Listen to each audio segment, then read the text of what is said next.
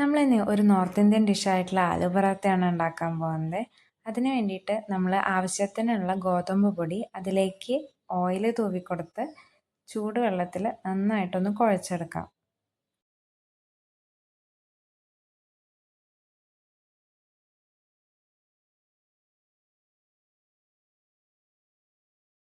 നന്നായി കുഴച്ച ശേഷം നമുക്കിത് അരമണിക്കൂറൊക്കെ ഒന്ന് റെസ്റ്റ് ചെയ്യാൻ വെക്കാം. അപ്പോൾ നന്നായി സോഫ്റ്റായി കിട്ടും നമ്മുടെ ആലു പൊറോട്ട.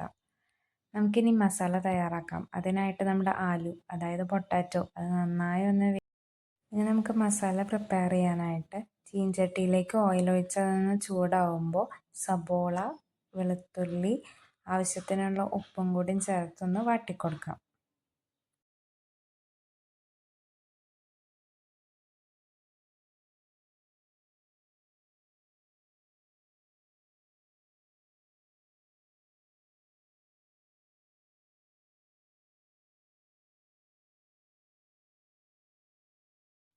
ഇതൊന്ന് വാടി വരുമ്പോഴേക്കും നമുക്ക് ഉരുളക്കിഴങ്ങ് നന്നായിട്ടൊന്ന് ഉടച്ചു കൊടുക്കാം.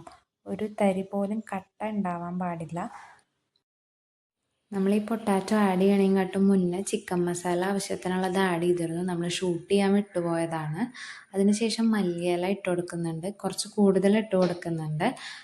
ഈ ആലു പൊറോട്ടയ്ക്ക് കുറച്ച് മസാലയുടെ ഫ്ലേവർ ആഡ് ചെയ്യാൻ മുന്നിട്ട് നിൽക്കേണ്ടത് നമ്മുടെ മല്ലിയിലയുടെയാണ്.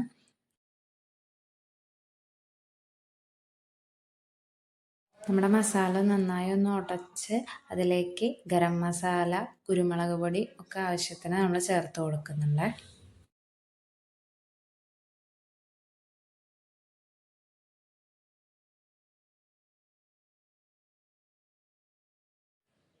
ഈ ഒരു കൺസിസ്റ്റൻസിയിലായിരിക്കണം ലാസ്റ്റ് നമ്മുടെ മസാല ഉണ്ടാവേണ്ടത്.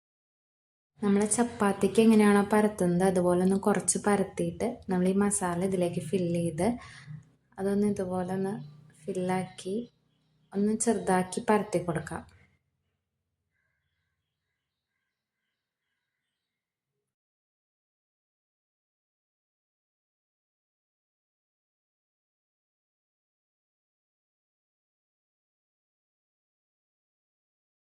നമ്മൾ പരത്തിയത് പാനിലേക്ക് ചുടാൻ വേണ്ടിയിട്ട് ഇട്ടിട്ടുണ്ട്.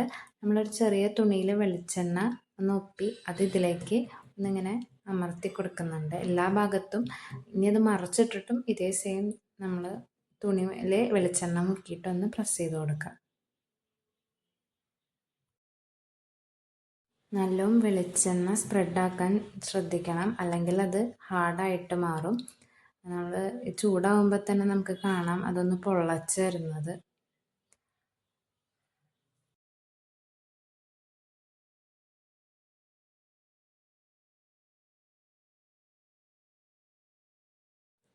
അറ്റ് ലാസ്റ്റ് നമ്മുടെ ഫൈനൽ റിസൾട്ട് ഇങ്ങനെയായിരിക്കും. നമുക്ക് തൈര് കൂട്ടിയിട്ട് പെയർ ചെയ്ത് കഴിക്കാം.